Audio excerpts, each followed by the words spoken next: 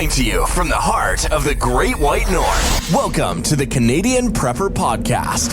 Immerse yourself in the world of preparedness with insights from seasoned experts and a touch of Canadian practicality. Your go-to source for all things survival, resilience, and self-reliance. Now, let's kick off another episode packed with knowledge and strategies to ensure you're ready for whatever life may throw your way. Stay tuned and let the journey to preparedness begin.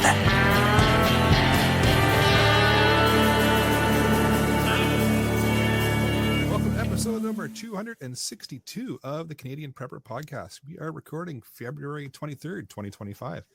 My name is Eric, host of the show based in Southern Ontario, hunter, target shooter, ham radio operator, and computer geek. As a first responder, witnessed an over-reliance on emergency services during major events and started a small preparedness company to help people get better prepared for at least 72 hours, if not longer. It's Pierre. I'm a tactical beard owner, base t-shirt merchant, and laser engraver here and there. Government critique, and the reason we hit the explicit button. Yes, you are.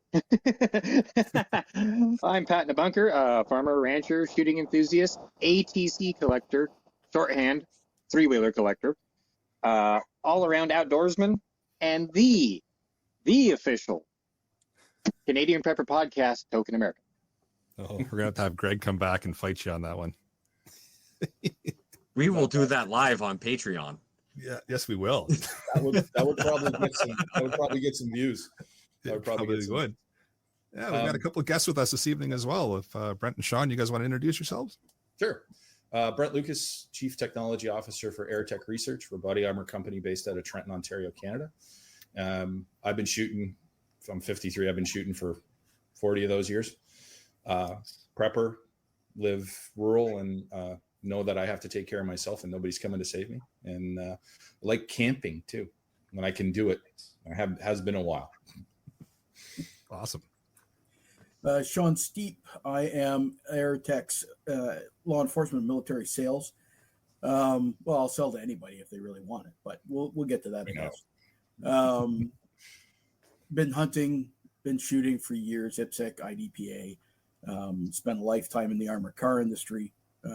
So yeah, I got to spend a lifetime with a wheel gun at my side. I would much prefer one, believe it or not, to a semi. Nice. Well, welcome, gentlemen. Interested to hear what you have to say for this episode. It's going to be a good one, I think. Yeah. Yes. Want to help support the show? Buy some swag. We got the Canadian Prepper Podcast t-shirt and tactical Velcro patch at www.prepperpodcast.ca. All the proceeds help cover the cost of the podcast. And if you're enjoying the show, please take a few minutes and submit a review, wherever you found us. We want your feedback, even if it's bad. We also invite you to reach out and tell us about something you learned this week. You can email us at feedback@prepperpodcast.ca. All right, so we've got some protective content for you in this episode. Yes, the terrible dad jokes continue into episode 262, and I have no plan on stopping them. We're going to start out with some recent news articles. We'll let you know what we've done for our personal prep since the last episode. We're going to get into the main topic. We're talking about body armor this evening, so it should be a good one. So as far as news goes, got a quick article here from CBC. And it's just in regards to Edmonton creating a wildfire strategy as part of their emergency management plan. One thing that kind of jumped out at me, I thought was a little bit interesting, is they talk about having artificial intelligence tool used to help predict fire risk and combining a bunch of data and weather forecasts and flammable material information and public safety all together, and then helping do some of that prediction. So kind of curious if it's going to be better at the weather prediction thing than Jeff. Since he's not here this evening, we can beat up on him a little bit. So, I mean, the info will be more relevant than if he was here to say it. Just saying. But yeah, I thought it was interesting that they were jumping into the AI world with the whole preparedness thing as well. So. Yeah, makes sense. So you got something here, Pat?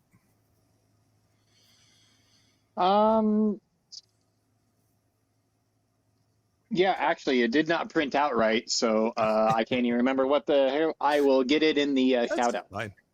Perfect. There you All right. With that, let's move into what we've done lately for preps, and we'll kick off with me. Snow, a little bit more snow. Shoveled some more snow. Snowblower still works. And then there was more snow, so it's been fun. The last little while here. That's been about it. Just moving snow and then thinking I was done, and then move some more snow. For myself, about the same. A bunch of snow. I was sort of smart, and I stayed at my house and then waited for a tractor to drive by, and then flagged him down and said how much, because there was 3.5 feet of snow in my driveway, and I was just like, Brilliant. I got a snowblower, but it I pay. He ended up being $40 to my driveway, moved the 2 trucks out of the way, everything was good. It's like, or do I spend 9 hours outside? It seemed the $40 was way worth my, time per hour wage. That it was just like, do the end of the driveway. I'll move my work truck and our personal truck out of the way. So we were lucky for that.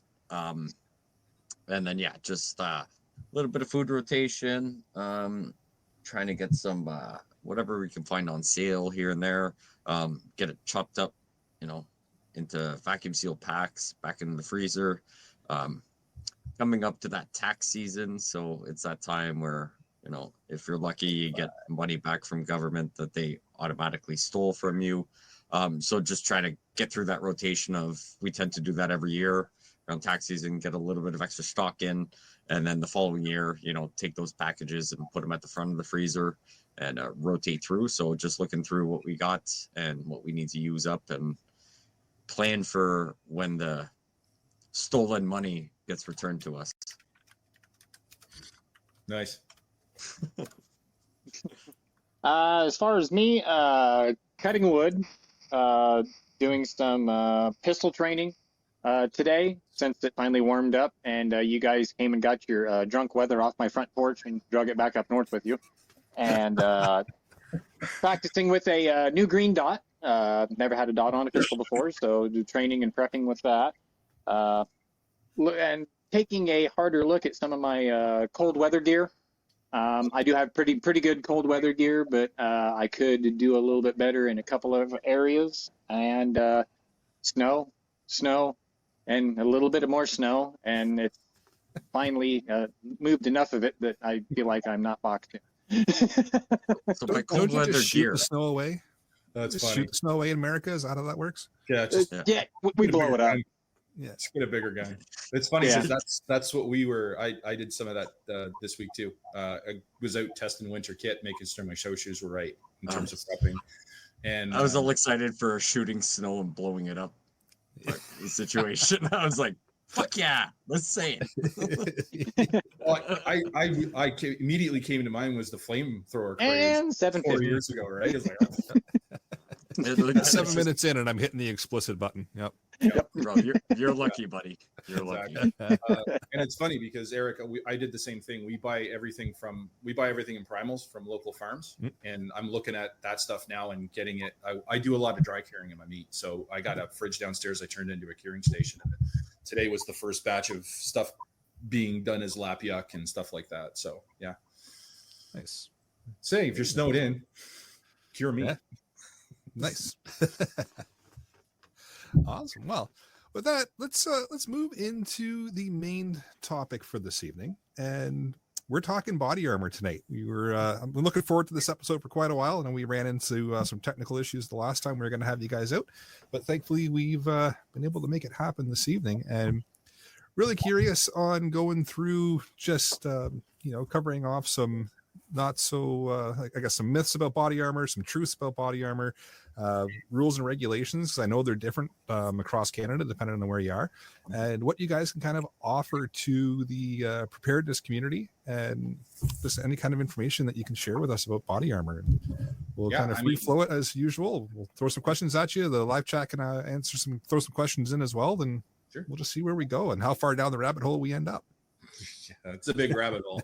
It really is. Awesome. There's We like rabbit holes. There's a lot of misinformation out there. There really is. So even though we're a body armor company, we're definitely very aware of that misinformation. And while the website isn't completely developed out yet, there are regular blog posts. We have a series of blog posts that try to educate as well, so you can make a more informed decision when you're spending your hard-earned money, as we just discussed in the pre-show. There's a lot of things you can buy to prepare, and body armor is arguably at the top or the bottom of the list, depending on who you talk to. So part of what we want to do is try and clarify stuff too. So not only are we enabling you to understand if you can buy it, but if you're going to buy it, what you should buy, so you're not wasting your money, right? Everybody goes highest level of protection. Well, guess what? Our level 4 plates are 7 pounds a piece.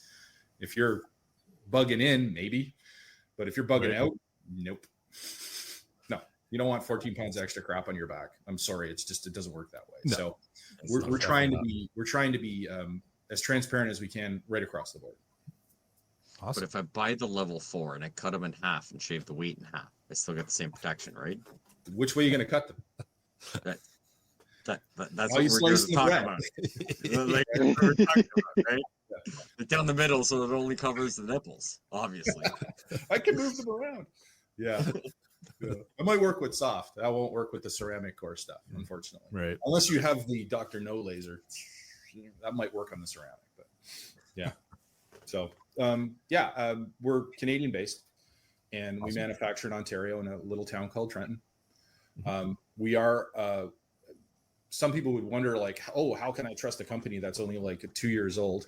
We purchased an existing company, and as a result of that purchase, we had to recertify all the product lines there.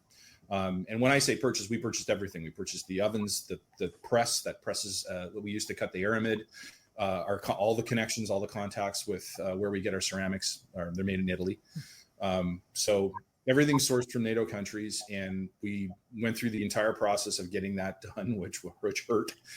The typical plate submission is 30 plates, and at this point, we're at 98 plates that we've just sent in. And it can be hair raising at times when you look at the investment you make to get the certification. But once the certification is done, it's until the next version comes out and you're forced to recertify.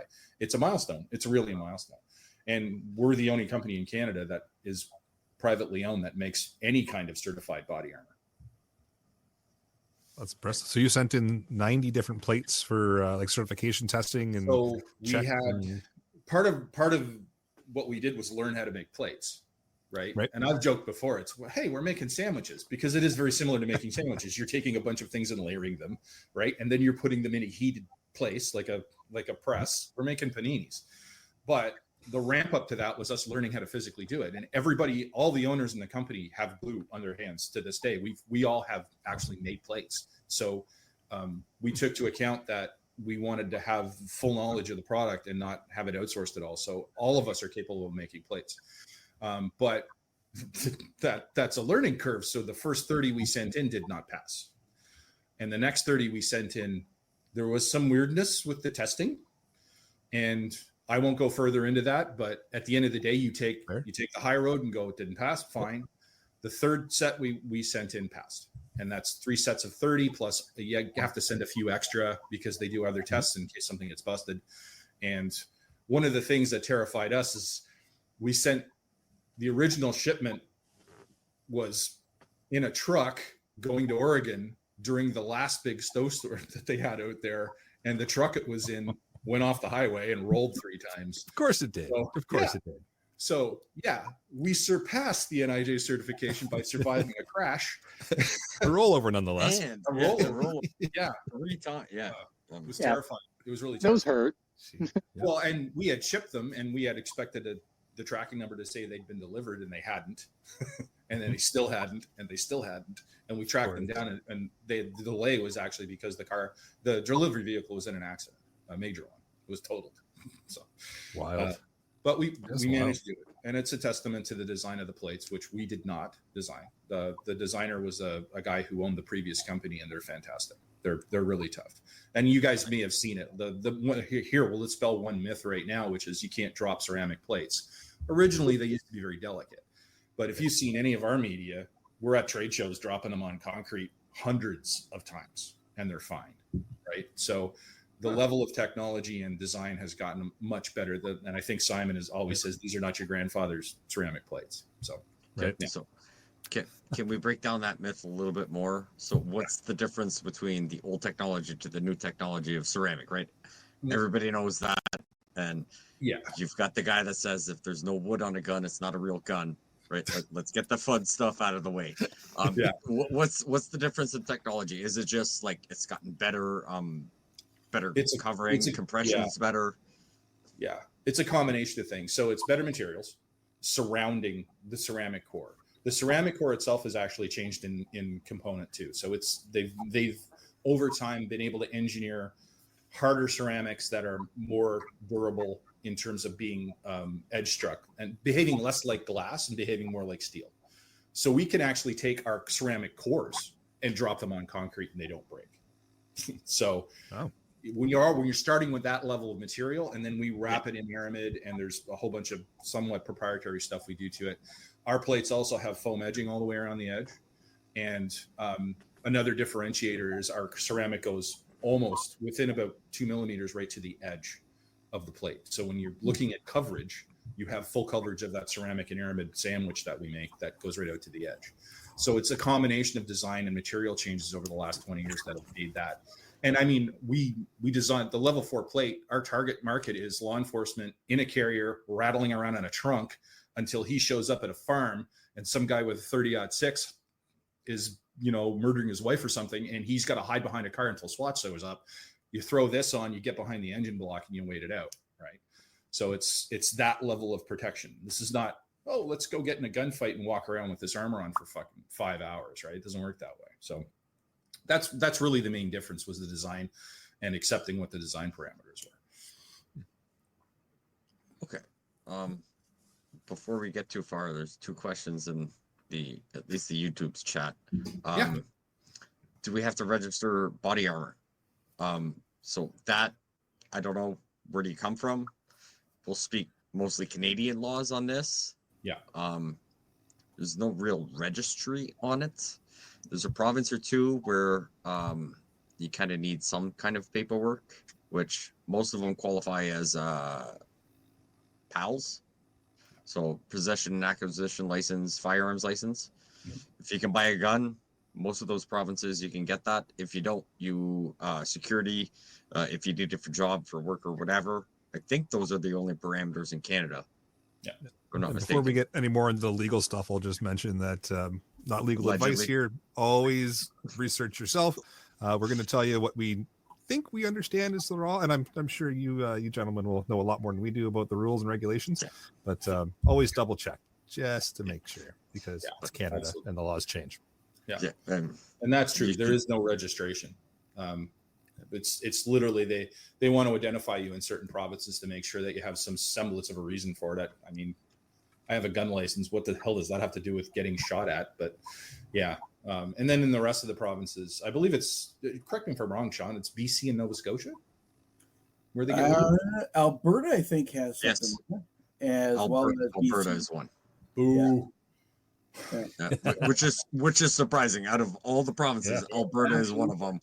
If you have a firearms license, if you have a firearms license, last I understood was yes, Alberta was one of those. But if not, you did need to be in security or something that would require you for a job, or you needed some sort of paperwork. Within quotations, as Eric said, do your research. But yeah, like out of all the provinces, Alberta's one of the ones that has something. Figure that one out. That's surprising. I would never have thought. That is surprising. It is. Then here we are in Ontario with no rules on the books for it. Nope. Weird. None at all for that. I would have thought it'd be the opposite. Yeah, absolutely.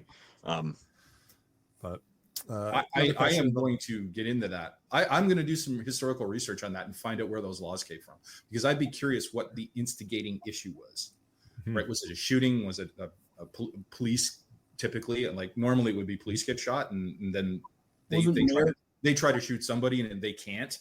I think I'm going to do some research on that and find out. I'd historically like to find out what the root cause of those 3 provinces having that law in place would be. Interesting.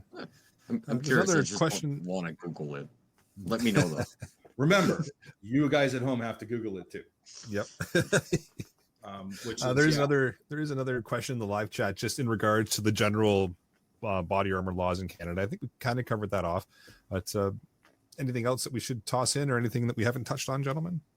I don't think so. I mean, our motto is, if you can't be armed, be armored, right? So if you're in a situation where you can't have a gun or you can't have something in terms of, protecting yourself with a tool, then the last tool of last resort is something that won't let those bad things penetrate you, right? So it really comes down to making sure you're prepared for life, right? Fair enough. We got a comment in the live chat from our IP just saying PEI is prohibited. Nova Scotia is believes as well, but not 100% sure about Nova Scotia. So yeah. I'll look into that. Make sure to check your laws. I'm going to that province in about a month or so there for work. There you go. I know a few people. I'm gonna ask some questions about Nova Scotia, but yeah. Well, I mean, and for our point of view, obviously, I want to get this on the website because again, I have to put the caveat because law is organic; it changes every 10 minutes. But I would like to have at least a baseline for everybody to understand whether or not they can buy it in their own province. Yeah. Which is actually a good question there as well. What provinces do you sell to all of Canada, or are you restricted to certain provinces right now? Or so we have distributors across Canada that sell where they're legal to. We sell online, and if you're required to have ID, we'll ask you for the ID. The irony of that is we don't send it to anybody. There's no requirement for us to report it. Right. We're just doing you a favor and saying, if you're from there and you don't have this, you probably shouldn't buy this because it's illegal. But we sell across Canada directly from the website and through a whole distributor list that's listed on the website. Awesome. Will you sell outside of Canada at all? We will. We have sent plates to the Ukraine. We just last week equipped a camera crew to go to the Ukraine. We set them up with Body Armour because they were going into harm's way to do news reporting. So some stuff goes over. We have sent stuff over. Right now, the NIJ certification is pretty much only the level 4 plates are pretty much only law enforcement and military oriented. So, and selling into the U.S., there's no real market for it because there's hundreds of body armor companies in the United States, right? Even with we definitely have better pricing because I think it was $1.42 today, right? Something crazy, Yeah, we're getting to the $1.50 right point where crazy. But the tariff on top of that, it still doesn't negate 42 cents on a dollar. So, but right now we're focusing on Canada, the civilian market in Canada, where the soft armor will probably come in more importantly, and then we need to get a couple of trade shows under our belt, probably EWA and CanSec to get in front of the military. Yeah, I just found out I'll be up at OTAB as well. Oh, sweet. Yep. And then, of course, OPEX is coming up as well. Yeah, I love OPEX. It's a great little show. It's really, really good. We'll also have everything down. If you're at the Sportsman Show, we'll be down there as well. So Sportsman Show. We might do CanSec this year. I'm not sure yet. Depends on how ramped up we get. Oh, cool. You mentioned soft armor. So maybe we'll touch on that a little bit because we've talked about ceramics already. But what are kind of the ins and outs of soft armor that we should know about? Sean, you want to take it? I'm talking my head off. Absolutely. So soft armor, I mean, there's traditional soft armor, very pliable, works just like clothing, right? Although stiffer and thicker. Then you've got what we're selling right now, pardon me, is semi-rigid, right? Even though it's still soft armor, it's semi-rigid. So it's still got some flex to it, but it's more like thicker cardboard, if you will, in the way it flexes, right? That ends up giving you an added bonus. There we go here. That gives you an added bonus of stab and slash resistance as well. Right. Whereas typical soft armor that an officer would carry or wear won't provide a stab or slash resistance built into it. So our soft armor, super easy to wear. It wears just the same as the level 4 plate does. Right, and it's cut the same with the same contour, or you can go traditional if you really want that old 10 by 12 that everybody carried in the military. You can do that. We've got armor inserts as well, and we have a whole whack of things coming out, including backpack armor, right? Which, if I could send my kids to school with, something that doesn't weigh much, it's just going to sit in their backpack like a rigid piece, then why not, right? Yep. So, Yeah. So slightly different sizes, but like a little bit for everybody. Finally holding up the branded stuff. Look at that. But Nice. these can hold a shape. We're looking at after we get our level 3 stuff certified, we're looking at a soft armor for women. So this would look more like a how can I put this? A Wonder Woman gauntlet that she would wear that would actually have room.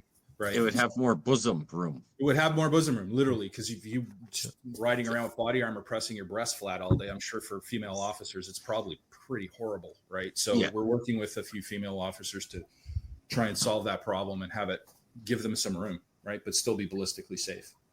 Under Ontario, sorry, just to quickly interject, under Ontario's new Police Services Act, there is now a call for specific female requirements.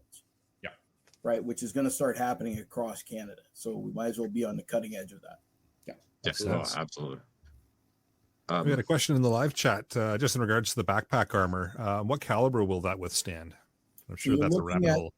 Old rating, you're looking at like a level 3 armor. Yeah. The new stuff in the 07, NIJ 07 stuff and new names, you're looking at pistol 2. So you're looking at 44 Magnum. Technically double-eyed buck, but you're not going to really want to live after you get hit by double-eyed buck. Yeah, it's going to suck. But 44 mag's bad enough, but nonetheless, 44 mag is what the level 3 is rated for, 3A. Sorry. Good to know. That's kind of a good segue too into, I guess, a myth or just a clarification of how the body armor actually works. I know we were talking about it before we went live on the show, just about physics and how, yeah, sure, it might stop a projectile, but you may not still survive through that strike. Can you maybe talk about that for a second and how the armor actually works? Part of it is, it's the old adage, like you can go get a plate of AR 500 and shoot it with 50 cal. We've done it on video, and it'll stop the 50 cal round, right? But and again, what we were talking about in pre-show, there's physics involved.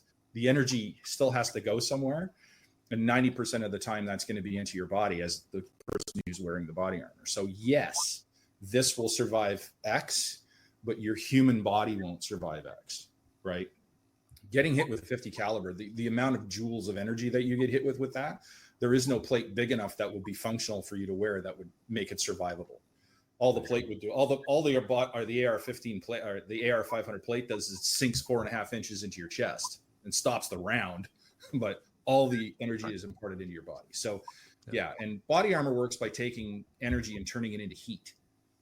Right? That's literally where the energy goes. The round strikes the armor, and because of the percussive nature of it. And if anybody's ever worked at a forge, you've seen this.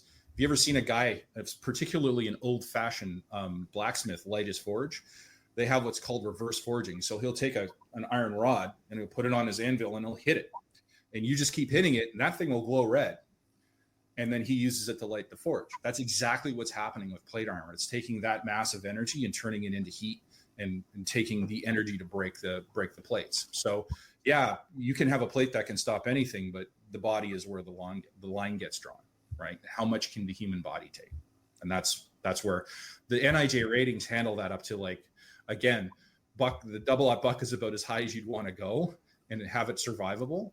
And again, the other thing that you have to keep in mind when you're looking at body armor too is there's two different things. It's ability for you to survive, and it's your ability for you to stay in a fight, right? There's a protective aspect to stop you from dying, but in most applications, body armor is being worn so that you can still do your job after you get shot. And you have to take that into account when you're thinking about what you're going to buy, right? For most preppers, it's that round that's coming in when you don't know what's going on, and it's for survival. I need to stop the bullet, and I need to be able to get to a place where I can do self-care. If you're in the military and law enforcement, you need to be able to keep doing your job. And there's a subtle distinction there, but it's something most people don't really think about. That's actually a really good point. Yeah. I kind of like looking at it from the reverse side, right? So you start at the max side and you start working backwards. As that round hits dead center, say, right? If I get hit by a 30-06 armor piercing, this is designed to stop that. This is what this was tested to as a level 4. When you get hit by a lesser round, the impact energy is spread across the whole plate, right? And you absorb across a wider point. The more pointed that impact is, the harder your body takes that impact, right? So I like kind of looking at it that way. That way, if you get hit by 5.56, are you going to even register that you got hit by something, or even a 9mm round? Would you even register getting hit here, right? Probably, but it would be inconsequential, and staying in the fight is a big deal. Yeah. And that's where those certifications come in, right? Because they're looking for specific stuff. And just as a note, as a marketing thing, so standards are looked at as, oh, you have the NIJ standard. Standards, and I'm an ex-firefighter too, an ex-military. So when you think of a standard, the standard is the minimum. It's the place where you start, and you should be trying to achieve higher than that. And yeah, it took us 98 plates, but we also beat the FPS requirement for Rifle 3 by 30%. So Rifle 3 is 2884, and so I think it's 2950, isn't it? You're probably right, actually. I think it's 2880. Yeah, and we beat it by 30%. So the round was going well over 3,000 feet per second. I think it was closer to 3,500, 3,700 before we had a failure. So we've taken that, like, we're standing on top of the standard, and we're trying to make it better. So the number you said, which I can't remember, I apologize, but so that was like feet per second on a projectile hitting the plate. Yeah. So hold on, I got it on a tab here. Yeah, could you screw something out? No, just like, whoa, I'm lost. Ask Eric. I get lost. There's very numbers. Easy. Yeah. No, numbers I'm good with, but I'm like, when I don't understand what those numbers mean. And now it's two different standards overlaid, right? Because it used to be level 3, level 4, level 3A, level 2. Now it's pistol and rifle are separated, and they have their own gradations. But for the plate that we have, the equivalent in the new standard is Rifle 3. And that's 30-06 MP2 armor piercing, 165.7 grain, plus or minus seven grains. So the grains are within 7 grains on the projectile, and that's going 2,880 feet per second. For Canada, it's 870 meters per second. And we beat that by 30%, which, if I just do a quick calculation on Google Calculator, we went to 3,700. So almost 1,000 feet per second better than what was required before it failed. And that's where those extra plates come in. If you send 5 extra plates and they get back to you and they're like, do you want us to continue? And we're like, yeah, keep shooting. And we got that fantastic result. So nice. Yeah. Well, that's good. Yeah. I've got another question in the live chat here from Yep, That's Me, just asking, as civilians, can we purchase level 4 here in Canada? Yep. The restrictions are your provincial based restrictions. If you need, Body Armour is Body Armour. It doesn't matter what level it is. So if you can't buy it, or you need special, like a license to buy it or a security guard reason to buy it, then you can buy whatever you want. So we've sold level 4. We've sold quite a few level 4 to civilian consumers. Awesome. So it's just a matter of possession. It doesn't matter what body armor it is. Just the rules are in order to possess it. Yep. That's what the provincial rule kind of set is. And then after that, level 1, 2, 3, 4, or whatever, doesn't matter what the certification of the plate is. Just the actual possession of the armor itself is what you got to watch per province, if I'm picking it up right. Yep, exactly that. It's yes or no. Awesome. Yeah. Not about what kind. It's kind of nice. We found an area where there's no gray area. Yeah. Well, and like, people really, making legislation that have no idea what they're doing. Oh, yeah, there it is again. Right. Now we've mentioned the website and ability to purchase a couple of times, but we haven't actually talked about what the website is. So where can folks go to check out your online shop? aratechresearch.com. Awesome. Or type in ARATECH and you'll end up at our website. It's a pretty unique name. Awesome. I got her in the live chat there just for anybody that's curious and is looking for, say, level 4 or whatever. Yep. Now you got a link in the chat. Sweet. As far as emergency preparedness goes, where do you guys kind of see your product line fitting in with people that are in the kind of the prepper mindset, I guess is the best way to put it. Hold on. before you answer that, Yeah. can we break down the different can you guys break down the different levels? So you got level 1, 2, 3, 4, 3+, this, that. A lot of people get lost in the weeds where they're just like, let's buy the goodest of the goodest, and then I'm good. How about we Right? start at the most popular then, which is basically what the officers are going to wear, which is 2A, right? That armor is going to basically stop. Here's the weird thing: most police forces will use an armor that's selected to defeat the round that they are currently carrying. So if you're carrying a 40, stop a 9mm. Yeah, right. So although it'll do slightly better than that, right? That's what they buy that for.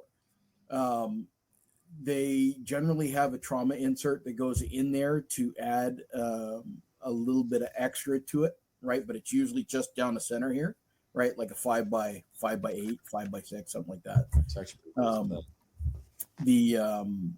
The level 2A is kind of the everyman's armor, right? And then you're going to go into level 3A, which is typical, and that's your 44 mag stuff. Now you can have that in traditional soft armor, which is totally pliable, right? Just thicker, right? And then you can have it in the semi-rigid like we have, which ends up only yay thick, right? Mm-hmm. Whereas level 3 can be thicker than that by twice, right? So once you get going on the level 3 side, where it might fit more into the prepper side is that bag that's sitting in the back of your car, right? That needs that, say, that backpack armor, adds to the gray man side, right? Where it's just sitting there doing nothing, waiting for that moment where it may be needed. And as you're running away from a situation that you had to grab your go bag from your car, right? You take a round in the back, well, that's going to stop everything up to a 44 Magnum. And if somebody can take an aim round with a 44 Magnum or an aim shot with a 44 Magnum, good on them.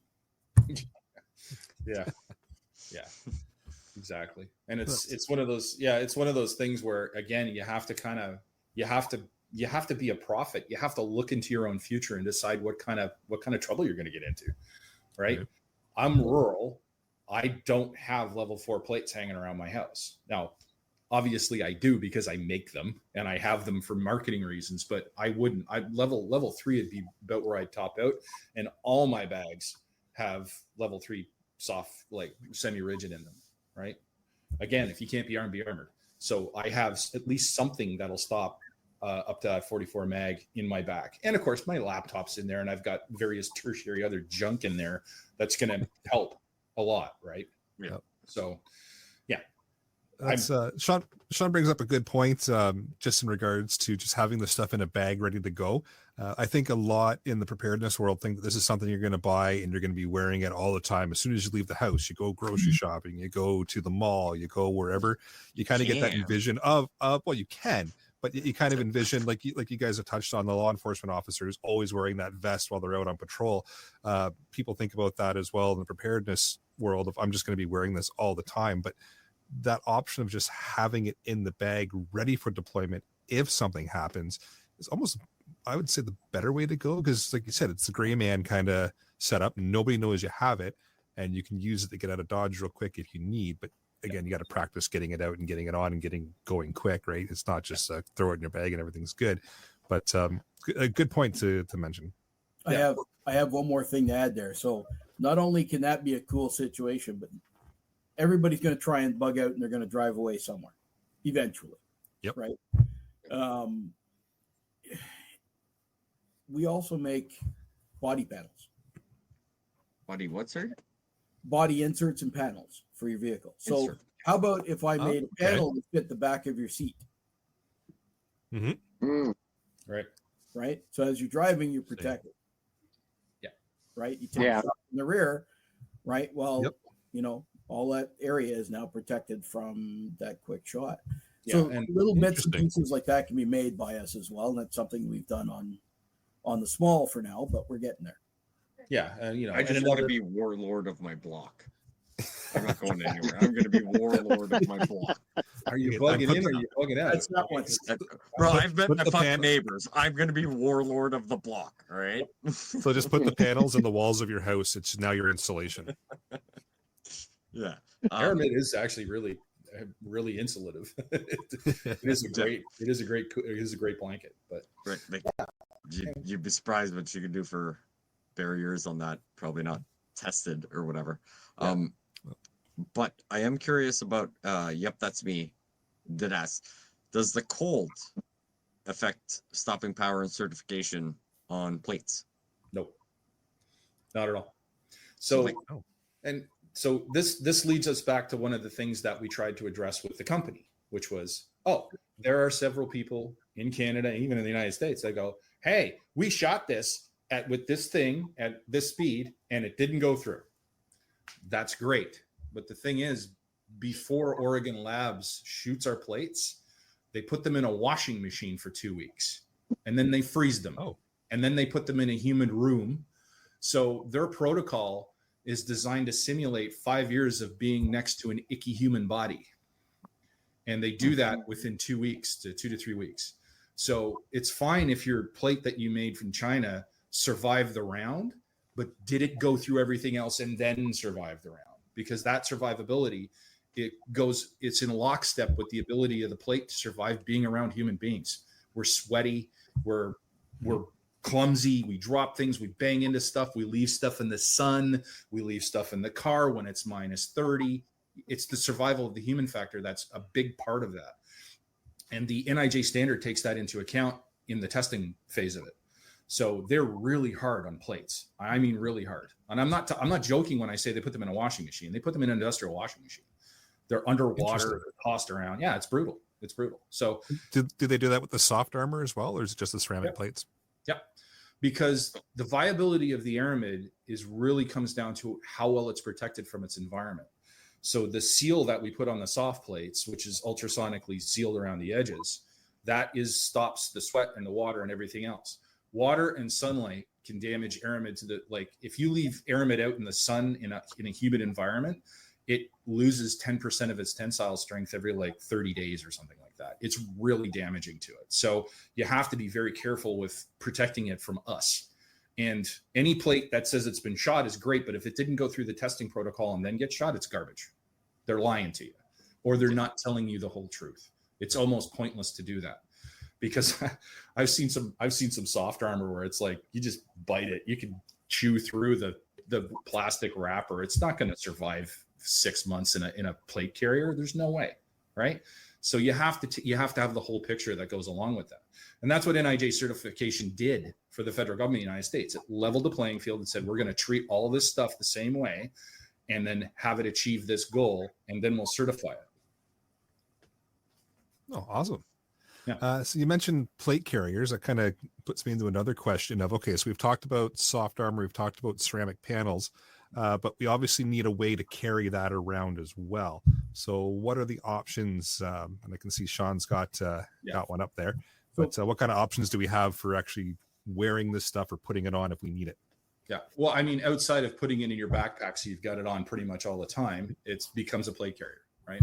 So front and back plates. And then do you have side plates on that one, Sean? On this one, no. This is, though, a rugged rig. Yeah. So that's the rugged textile plate carrier that we have. And it's literally a way to have it. And originally with Body Armour, if you remember, what was his name? Dan? Aratech. Can't remember his name. Do you guys like carriers that your plates fit in as well? Yeah, we have a sister company called Rugged Textiles. Okay. I'm sorry, I keep thinking we talked about this, but it was pre-show, so the audience didn't hear that part. I didn't either. Yeah, Aratech Research is in Trenton, Ontario, Canada, and in that same warehouse, we have a sister company called Rugged Textiles that makes the plate carriers. If somebody wants to buy plate carriers from us, obviously they fit very well. And we also make pouches for a few other people. S&G Hardware, they're shotgun pouches, and Sean actually showed a little while ago the shotgun carrier. We make those. I can do that again. Yeah. So that is where we get our custom. Now, all the plates are made to a specific standard, so they'll fit depending. If you know what the standard is and you know which plate carrier to buy, you can buy it from anybody and it will fit. The sizes are very, we're within millimeter of the design the accepted design. It's like an AR, man. All ARs are the same, but somehow they're different. Right. And in the same building, we have some Cerakote, a Cerakote company, and also a 3D printing company in that same space. So we got together as a bunch of different companies and decided, in addition to some of us owning parts of the other companies, we got together and try. It's kind of like a hippie community thing where we all got together to save money on rent and build these companies together. So yeah, we do make those, and we use cutting edge materials, like Hypalon, which is, what does everybody call that? Hank. There's like 7 different names for it, but it's basically aramid with rubber on it. And you've seen Blue Force gear stuff. That's Blue Force was huge with that rubberized material that comes out. So yeah. Question. So you guys did specific testing. I don't remember all the letters and whatever you guys said. Is there different standards of testing? Which one is one that we should look into? Obviously, we want to support Canadian and everything. Can you break down the testing parameters and different testings under whatever body armor qualifications you need to have?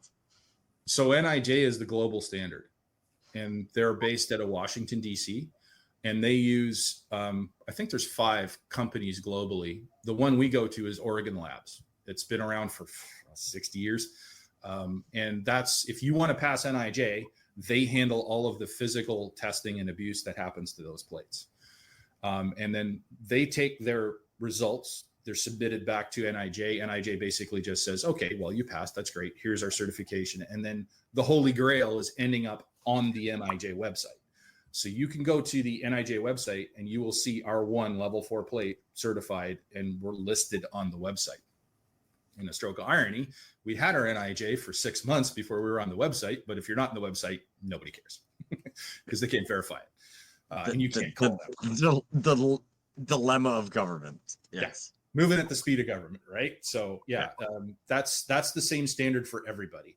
Interestingly, there's been a surge on this because I think it was just before COVID, Sean, NIJ revoked hundreds of certifications for Chinese, Russian, and Venezuelan body armor manufacturers. Actually, wasn't it under Trump in 2016? I think he removed all Chinese certifications whatsoever. Basically said they're invalid. We don't trust you to continue. And again, like, the certification is the certification. There is random testing, and NIJ does request you to send plates to have them randomly tested. But for the most part, you're agreeing that we have the NIJ certification. We're going to make that plate the same way all the time. If our ceramic supplier goes out of business, we need to find a new one, and we need to recertify. We have to send in plates again until they pass.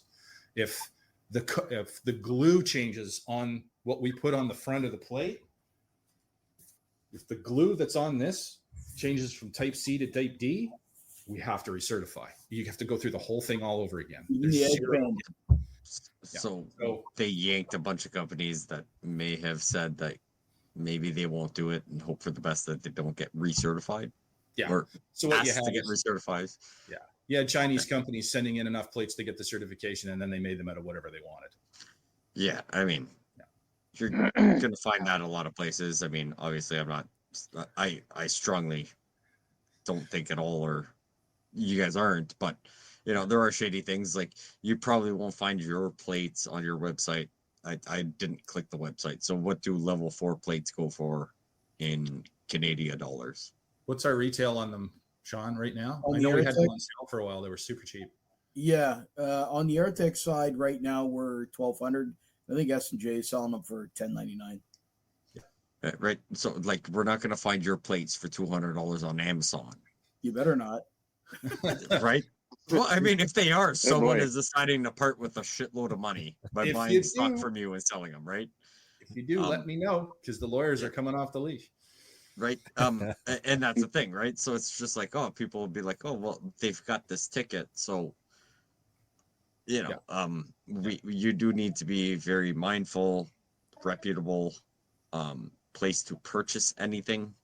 Because there's so many things out there that look fantastic and have the fake paperwork to go with it. Yeah. And I mean, if you want to save $200 or $1,000 in this case, and then someone take a BB gun and you get a punctured lung due to it. Like, whose fault is it, right? Like, it's not the company's, right? It's a thing to be careful of. Yeah, for sure. And I mean, if it's particularly if you see them in person, if you walk into a outdoor store or someplace like that and you see it on the shelf and it says $2.99 and it says level 4, do me a favor, pick it up and look for that serial number and then give me a call, because I'll tell you whether that serial number is any of the series that we released. Every plate has its own number. They're all individually serialized. So I can tell you in 5 minutes if it's the real thing or not. Right. It's like, so you guys have 2 different plates, not the same number. So doesn't stop the fraud if you buy it off Amazon, but buyer beware. And again, this goes back to the education series that we're doing, and we're going to continue to do on the website, right? So we want you to be educated. We want you to understand what's going on. And I think we're pretty upfront about the whole, we don't want Chinese rebranded crap on the website. It's part of the reason we started the company. So, I mean, we were buying our body armor, and S&J was buying body armor from a company that's now defunct. They have disappeared. I won't say what their name is, but when your Shopify site and your Facebook page and your Amazon page and your Instagram page and your LinkedIn page all disappear within 60 seconds of each other, you can bet that some federal government somewhere decided that you were not going to continue operating because of your shenanigans. And that's exactly what happened. That's a clue. Yeah, it's a dead giveaway, right? It's really hard to do that. Nope. Call Elon and you're unexed. Yeah. So that we knew that they were doing that prior to their demise, and that's the reason that the 2 founders of the company decided to get into it and start and buy an existing armor company and start doing it, because we simply didn't trust what was floating around over here. So interesting. Gary in the live chat's got a question, just going back to the serial numbers for a second. Just says he assumes that the serial numbers are part of the certification, or is that just something you guys do for business practice, or kind of both? It's required. Every plate has to have a pedigree, and it has to be traceable back to where it was manufactured, when it was. And by the way, body armor officially expires after 5 years. So when people are like, how much do you have in your shelf? We have very little on our shelf. We're very much just-in-time manufacturing, because if we have 100 units and they sit on a shelf for a year, and now their shelf life is 4 years. So everything has to be tracked, and those numbers are on record. And if NIJ walks in and says, hand them over, we hand them over. So I hate to go down this rabbit hole. You said, and I understand if you don't want to answer these questions, or this particular one. You say it's certified for a certain amount of years. Yeah. I understand, just like medication has an expiration date because it gets below the 100% threshold. Best before. Right. Yeah. Best before, right? If, like I said, if you don't want to answer, I 100% understand for legalities and all that stuff. Yeah. What's the experience, or at least if you have any experience or research of saying like, hey, it's technically expired, but the funds aren't there for now. Is it still better than nothing? Not so much that you're going to guarantee that a level 4 is a level 4, but obviously it's better than nothing. So this goes back to certification. The certification is mimicking the punishment it goes through in the certification testing process mimics 5 years of being next to a human being. If you take this and buy it and stick it in your closet in a plate carrier and never take it out into the sunlight, yes, the certification is done after 5 years. And as a law enforcement or military agency, for a whole number of reasons that I won't get into, but probably comes down to money and getting sued, you will have to replace those. I, however, would not hesitate to throw that on and take a round in the chest. It would take a long time for an aramid, for one of our products to break down when it's not being used. So that 5-year warranty is more it's directly linked to the certification. We can say that thing will meet the NIJ standard for 5 years because that's what it was tested to. It's no different than the rating. We know it will stop this because that's what it was tested to. But once that time limit is up, it may very well be viable for 10 or 20 years. I've shot 25-year-old body armor, Palks, and I had a PACA that was 2000. right? And we shot it and it stopped bullets fine, but it also sat in a closet for most of its life. Right. It, like control regulated, not much humidity, not in the sun and all.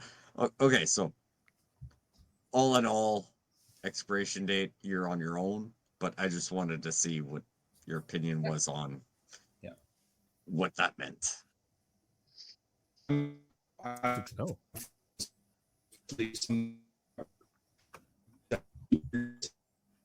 I wouldn't putting it out in the wind somewhere. You're fine, right? Take care of it. It'll last you probably a lifetime, to be honest with you. But if you're law enforcement, then there's a whole list of reasons why you would want to change that out. Primarily because military and law enforcement are probably wearing it and putting it through its paces, right? So at the end of those 5 years, you're going to want to take a good look at it and see if it's viable, and if it even looks like it's not even remotely viable. And and by the way, if you get to 3 years and you took a dive off a boat 3 times in a row on a mission, you're probably going to toss it because you don't really know if it's okay. And it's fairly expensive, particularly with level 4, to bring them back and x-ray them, because we can't x-ray them and see if the ceramic's cracked or if there's any other problems with them. But that's kind of prohibitive, right, in terms of cost. So yeah, as long as you take care of it, they should. For the civilian perspective and a prepper, absolutely, you can hang on to them for a while. And I'm not afraid to sit there and say, hey, you're not going to buy another set, so every 5 years you have to do it. I wouldn't worry about it as a civilian. But you're saying it's expensive to x-ray them. Like, you guys are in Ontario. Doesn't OHIP cover that? No, we tried. We drew a little face. We drew a little face on him, and we said, "Oh, he broke his arm." And they wouldn't touch it. Didn't work. Yeah. No, okay. I mean, at least you tried. I'll give you that. Dang it. Got to get my tax dollars back somehow.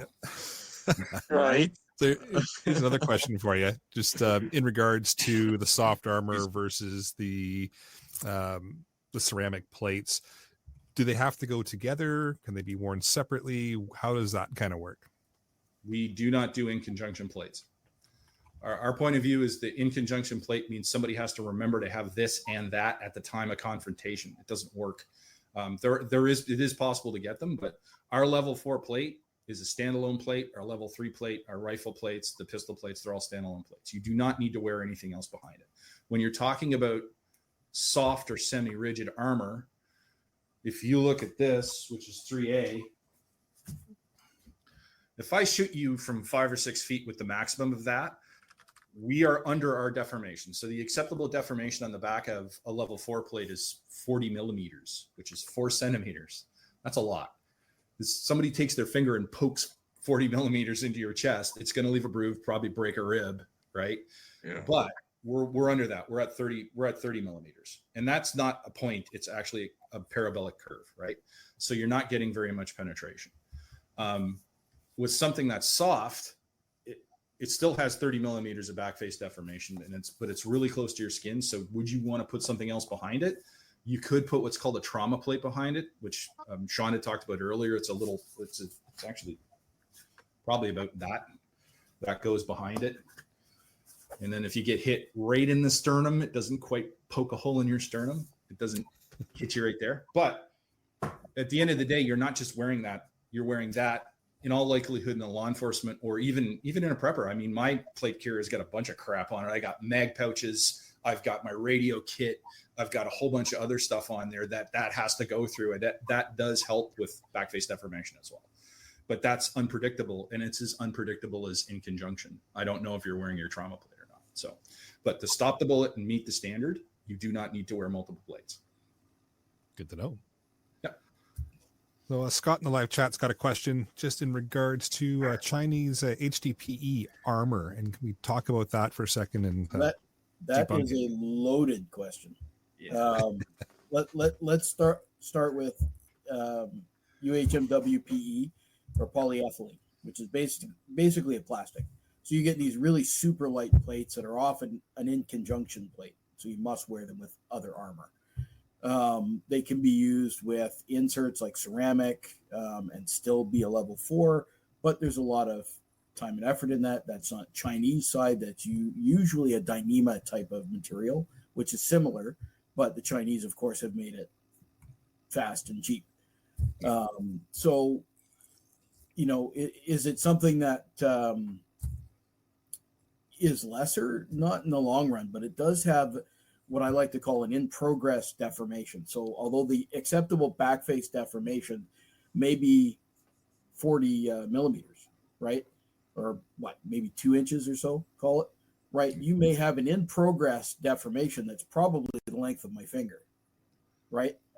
And then it returns here because plastic stretches and then it goes back into where it is, right? So your return, if you're an officer, you need to look at this as that's 2-3 inches worth of penetration. That's going to stop your heart if you get hit next to your heart, right? It's going to break your blood vessels. It's going to collapse lungs. It's going to flail your chest, right? That's in a prepping situation. That's a complete, you're done. You're not doing anything, right? And your family's either hunkering down with you, right? There's nobody coming to fix that for you. Yeah. In an officer side of things, you're looking at a return to work. You can't return to work anytime soon, right? I look at it as a two-part process, right? You've got the physical recovery and you've got the mental health recovery. You just got shot. You've got to get over that. Shot a lot. Yeah. Right. So first you got to get over the physical, because I'll guarantee you that every single day you wake up, you're going to relive the incident because of that pain, right? Now you get into the actual incident recovery after the pain is gone, and then you're going to start having the nightmares and the sweats if you're not already having them. So by lessening your back face deformation, you definitely help bring an officer or a prepper or anybody that's wearing armor back to recovery a hell of a lot faster than you would with something that has more trauma built into it. Yeah. Again, it's generally used as something that's done as an in conjunction plate. But when you use our armor, again, you've got an area probably like this. I've got some pictures here somewhere. I should show them to you. And if you can display them, I'll send them to you. It'll be about this wide sort of thing. And then it'll bleed a little bit more like this, but the penetration's no more than that, right? If that, right? And then again, the multi-hit plate, so the level 4s are going to take more hits to all that ceramic. So now to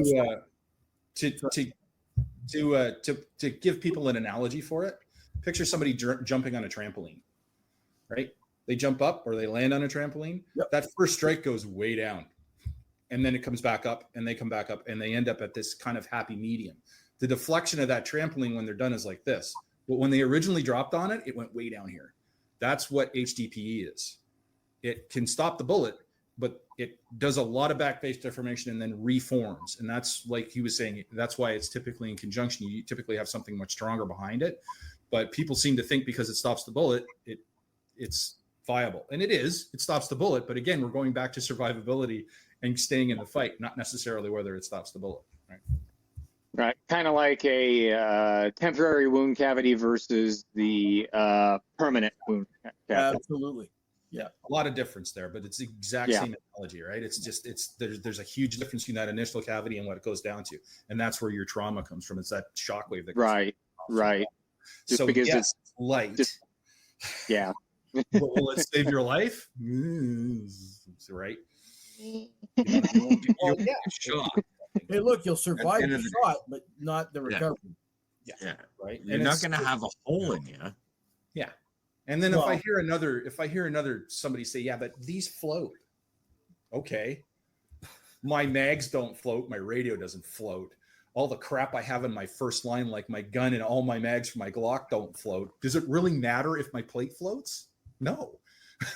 Even if I just got plates and body armor, I'm a big dude. I'm going to sink like a stone. I don't care if the plate floats. Not with that attitude. No, I won't. I'm just going to say you bring up physics. Yeah. Well, yeah. Go back to physics. This is not math class. It's Sunday. No. Yeah, come on. Yeah. I reject the reality and substitute my own. The second part to that is the Chinese aspect, right? I don't care if it's from China, India, from anywhere else in the world. If somebody turns around and plays word salad games with somebody, I think they should be going to jail. Yeah, 100%. Right? This is protective equipment. And if I should have to have a talk with you about buying personal protective equipment off of Amazon or eBay, then you have yourself a really sore point in the world that you're going to learn from. When it comes down to word salad, you're going to hear things like meat certification, right? Meets the standard. Meets a standard, right? If it's states? not certified, well, no, we met the certification. And indeed, you can send one plate off to OBL, Oregon Ballistic Labs. They'll test it with that one shot, but it didn't go through the testing criteria. Nope. It didn't go through anything. It went through that one single shot and passed that shot, and that's it. So it was the optimum, right, conditions that shot could have been stopped at. Right. Is it something that will work? It might. It may not work, right? I mean, you can only make a cheese sandwich the same way, so many ways, right? Yeah. But yeah, I don't like the word salad. So when I was at OPEX, not last year, but the year before, I walked around. I think I saw 4 people selling different armor. Now, I don't knock them for trying to make a living, and I get it, but they are putting people at risk, right? And I get it, but at the bottom line is, I don't care where you get that armor from, but if you do not have it certified, right? If you're let's just talk policing and military. If it's not, well, not military, policing. If it's not certified, then it can't be insured. Yeah. Right? So if for some reason Chinese got involved in the making of that armor, they can't be certified under NIJ in any way, shape, or form. So whether it's a Chinese company or one company with one layer of Kevlar that was made in China, right, or anything like that, it just can't be certified. Yeah. Right. That's the biggest passion I've got with all of this. The amount of time it took us to go through this process to get this certified, to be able to sit here and say, what the hell, to those people out there that would sell that type of armor to a fellow Canadian or an American, because you guys have had your own fair share of botch ups. Counterfeit bullshit. Yeah. The rebranding of armor. I buy it from China, I bring it here, and then I put my logo on it. Don't get me started in Made in Canada rules. Right. So, and then they use the NIJ logo, right? In the US, you'd actually get jail time for that. Right. In Canada, though, you don't. No. Right. Sorry, my rant's over. No, I completely understand. Yep. No, it's good to get a little bit out of it. What are your recommendations on if someone doesn't already have body armor but has something that they could put body armor in for a prepper scenario? Maybe go through this one if you live in this type of area, obviously not as a personal protection person that has done an assessment on my house and the liability of everything, but just ballpark, you live here, this may be better, you live here, this may be better, at least from your personal experience. More a matter of kind of, it's not where you live, I think, as much as it is situation. If you start off your prepping journey because you have to, it's usually because the power went out across the Eastern Seaboard, like we did in 2003, was it? I can't remember. Yeah, something like that. Right. The power just goes, boop, no more. Right. And then there's 3 days to anarchy, right? So where did you start that off? I was on the Gardner in Toronto, right? Coming home to Mississauga at the time. Could I have used something? Well, I was already wearing something at that point, but it was a different story. But I would like something in the line of, you don't know what your weapon's going to be. And in Canada, I would think that things like bats, knives, screwdrivers, right? Last minute things I can pick up that I know I can use as a weapon that are sturdy enough that I can do it multiple times. So if the world just shut off, and those are the things you're looking for, then I want something that's stab resistant, slash resistant, right? And will stop bullets in some form or another resistance. Hence why I really do dig our level 3 armor. The semi-rigid armor kind of maxes out everything. It's super light, do have, through Rugged Textiles, a concealable vest carrier, right?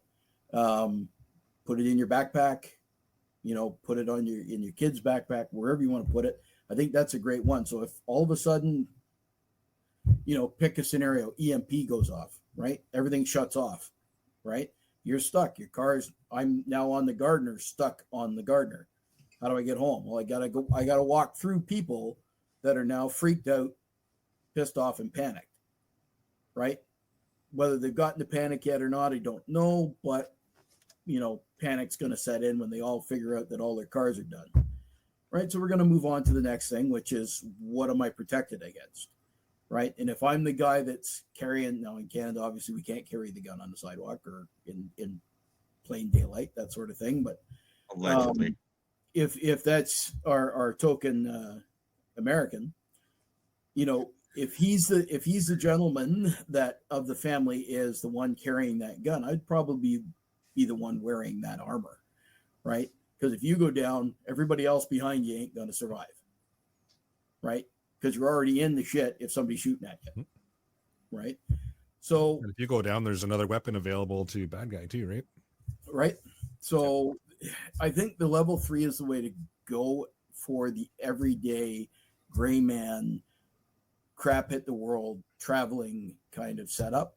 And it kind of hits all of the marks along the way of everything. I think the level 4 has a big place in that. And that's more though in place bunkering, if you will. You're setting yourself up to sit down and entrench yourself in your home, your business, wherever you may be. That may be the armor that you're wearing all the time. Yeah. Right? I agree to a certain extent, a little bit. I mean, and I back that up 100%. In Canada, level 3, 99% of your threat in Canada is going to be 9mm, right? The occasional hunting rifle, but in that kind of situation, the hunting rifles are back on the farm and they're bugged in. So in an urban environment, you're probably not going to run into 308, 30-06 or anything like that. It's going to be anybody who's downtown that's got a gun that's is probably 9mm. The gangbangers, the stuff that's coming in over the border that's used illegally, 90% of those are 9mm or 38. So yeah, that works great. In the States, where AR-15s are prevalent, we're talking about a lot of rifle level FPS. I would probably go with level 4, even though they're heavier, right? But again, it takes your scenario into account. I'm 54. If I got to go somewhere, I'm probably driving. So 14 pounds of plate doesn't really make any difference for me. But, mobility is always a factor. And where do you get caught? And do you want to have that in your car all the time, sitting there, not used, train with it occasionally, stuff like that? In terms of the rifle threat, I think I'd probably go with level 4 in the United States and level 3 in Canada. But again, it's mitigated by how far I'm going to have to walk, quite frankly. Yeah. And if I'm looking at more than 10 or 15 kilometers, I'm going to ratchet that. Even in the States, I go back to level 3, have it in a backpack or something where I don't have to. And I, like, as Sean mentioned, I can still be gray, where I'm not walking around with body armor and stuff that be like, oh, that guy switched on. Maybe we should just take all his crap because he's got stuff all over him, right? I'm just a dude walking with a backpack on. And if I see something weird, I just shift it around and put the backpack in front of me. That's probably how I'd approach it. And the other side of it too is 3's substantially more affordable than 4. So if you're looking at, and as Pierre had mentioned a couple of times, this is a money factor. There's a lot of, like, I got to think about food. I got to think about a lot of stuff at my house. I have to think about the backpack. Like, Vertex bags are fantastic, but they're not super affordable. There's a lot of other things that are in that line for funding that I have to think about. So it's also more affordable. So I think from a prepper community, especially if you don't have a lot of money, the 3 would probably be the way to go. Gives you the best coverage, gives you all the anti-stab that you were talking about earlier. It's easy to conceal. We're coming out with a line of backpack armor. We call it Tombstone because it's 11 by 15, but the top is not shooter's cut. It's kind of it's actually shaped a lot like my head. It looks more like a tombstone, so it doesn't, you're not left with gaps at the top of like a backpack. It can get the armor up higher because you're already behind the 8 ball. If you're trying to wear a backpack as body armor, you have to somehow try and keep it up high enough And we won't talk about watching TV and seeing plate carriers down here somewhere. They need to be way up here for a bunch of breathing and circulation reasons. But we're coming up with something that's dedicated to that. We're even going to have the ability to add sections onto the bottom. So if you have a longer backpack, you can still provide coverage all the way down. So that's probably how I'd rock that scenario in terms of what I would carry. Just looking at the website, you guys got the backpack inserts and level 4. What's or even if you guys can say ETA for level 3 plates coming out? The level 3 plates. So the biggest problem right now is the NIJ certification is changing from 01016 to 01017. So this is where all the new terminology comes into. So it's not level 4, it's going to be rifle 3.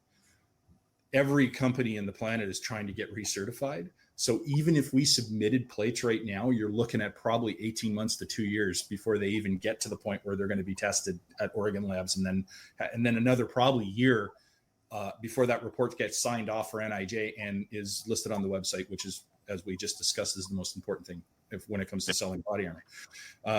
We do have plans for level 3 for sure. It's probably going to be a hybrid of our 4. It would be much easier for us to remove technology from level 4 and then resubmit that rather than try and build a whole new process. So what you would probably be looking at is a much lighter plate that's level 3 that actually has a ceramic core coming from us. But in terms of timeline, it's going to be a couple of years yet, just because of the bureaucratic nature of getting the certification. We got to start doing that teardown. So the level 3A, like the soft armor plate and the level 3A inserts that are on your site right now, those are like Kevlar based versus the ceramic. Is that correct? They're Kevlar. They do not have a ceramic core because the backface deformation for the smaller rounds, you don't require to have that stopping power, right? 9 mils going much slower than 30-06, especially at 167 grains. So they're manufactured with the same spec, and those plates will be going for NIJ certification probably before anything else, because we already make them. We make them really well, and it would be nice to have those because law enforcement focuses a lot on the soft armor, on the semi-rigid and soft armor. So you'll see those before we get anything else done. But we're probably going to do the soft armor and the 3A, the cord 3 at the same time. We'll probably be putting those in at the same time for certification. Sure. That's awesome. Cool. Any other questions from the panel or the live chat? Well, I think Pierre did a really good job on asking a lot of good questions because he covered exactly what I was wanting to cover on it. So yeah, you had a lot of good questions there, Pierre. Whiskey is the best thing. Unfortunately, I'm on a dry week right now, believe it or not. My condolences. Yeah, it's one of those things. It's because I have interest in a whiskey company in Texas. We have a dry week, and we call it a palate reset. So you can take a break, and then you can appreciate the whiskey better after 7 days of not drinking it. That sounds horrible. Sounds horrible. Oh yes, I did have one question though. So as far as getting it into America and stuff like that, do you sell privately to America? If somebody was to, like me, order, you just call you straight up and send it straight on down? There's no inbound ITAR restriction. There's nothing preventing us from selling into the States other than the tariffs. Other than tariffs and price. So getting stuff out of the States, obviously. It wasn't me. As a Canadian armor company, I have no problem with ITARs because it stops your plates from being economical up here. It's fine. I have no problem with it. Thank you very much. But no, if you want to buy plates, we can't sell them right now on the website because we haven't figured out. So they're heavy, number one. So we've got basically flat rate shipping across Canada right now. We'd have to figure out shipping. So, but anybody from the States, they could very happily just send us an email and we can go, hey, it's going to cost this much to ship it to your house. here's the link to go pay with a credit card. Have a nice day. Nice. All right. Awesome. Cool. Any last minute thoughts from you gentlemen before we kind of wrap things up? I just want to say thank you for taking the time to come join us and talk jibber jabber about your weekly business on top of, hey, let's take up an hour and a half of your Sunday off time to discuss this. Happy to see it Canadian. Thank you for bringing it back Canadian, and get some info out there for people. So it's great to see you, and thank you guys. Appreciate it. It's been a pleasure. I listened to the show, so this is not new for me. Thank you. And I do apologize for eating my food before the last show. Yeah, I was hiding it with just technical difficulties. I didn't say anything else about it. Technically, it's technical difficulties. We knew, but we did not let anyone else know. Yeah, technically you were having difficulties. very, very horrible ones. I won't relate here. Yeah, I do appreciate you guys coming out and debunking some myths and helping educate the listeners about body armor, because it is an important topic and something that we should talk about in the preparedness world, and it is one that's popular amongst people with a preparedness mindset. But it's a topic that just gets all kinds of different ins and outs and incorrect information kind of shared about. So it's been good to have you guys come out and just debunk and set some of the things in place that are actually proper. So no problem. Also, Thanks for letting us come out and do that. Quick question. No problem. Do these plates survive if ever the CO2 detector goes off? Does that affect anything? Missing something there. 120.55. We'll fill you in after. We'll let you know once we wrap the show up. So just some quick upcoming events. Terry is obviously not here this evening, so I'll touch on it for him. The annual Preppers Meet, or as he's referring to it now, the Preppers Week, is coming up July 7th to the 13th, being held at the Slovenian Hunters and Anglers Club in Alliston, Ontario. As always, fantastic meet, great presenters, great time. It's to the point now that they've extended it out for a full week versus the 4 days they used to do. Also, early bird tickets have come up for sale now. So check out annualpreppersmeet.com. Grab your early bird tickets while they are, discounted price, because they won't be discounted forever. So fantastic event, lots of fun, and some of the panelists will be out there as well. So take some time to head over there and check it out. With that, I'll bring episode number 262 of the Canadian Prepper Podcast to an end. You can find the podcast on iTunes, Spotify, or really your favorite podcast app. We're on all of them by now. Please do submit a review. It does encourage the algorithms to kind of share us until they realize we're talking preparedness, and it shoves us back down to the bottom. But, at least we get up there for a little bit. And we do record the shows live on YouTube. If you want an early peek at the shows, you can subscribe to the YouTube channel, Canadian Prepper Podcast, and click the notifications tab. That'll give you an alert when we're going live. And Pierre, where can everybody get you? Off the wall customizing. I think we're on the Tickety Talk, Instagram, Bookface. I don't know what my wife still has up for that. You want some t-shirts and some engraving done of some sort. I'm on the Discord once in a blue moon. I'll say probably something inappropriate. And I am also available, or at least to be seen, on the other CPP on Monday nights on the YouTubes for Canadian Patriot Podcast, where we get a lot more political and potentially more whiskey. All right, Pat. You can find me on YouTube at Pat in the Bunker, same as right there in my on my screen right there. You can find me on Facebook at Pat Hirsch, and if you have any questions for me, my email address is cruisin165@gmail.com. Awesome. And Brent and Sean, what's the best way to get a hold of you guys if anyone's looking to buy some panels or ask some questions? Definitely the website. We've got question form on there. If you have any questions at all, you can send it in. You can always do sales@aratechresearch.com. Same domain name as the website, just put sales at in front of it. And the phone number is on the website as well. So give us a call. We pick up the phone occasionally because we're all really busy, but there is a voice message there, and we do get to people within a day or so. Awesome. Great. You can check out rapidsurvival.com and get me there on the live chat. You can also email me at feedback@prepperpodcast.ca. So thanks for joining us. Until next time, be prepared, stay safe, and keep learning.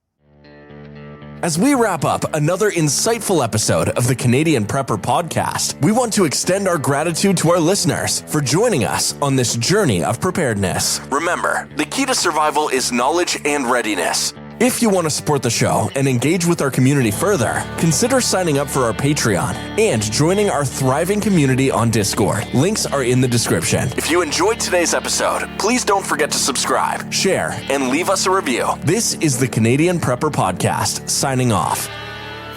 Until next time, be prepared, stay safe, and keep learning.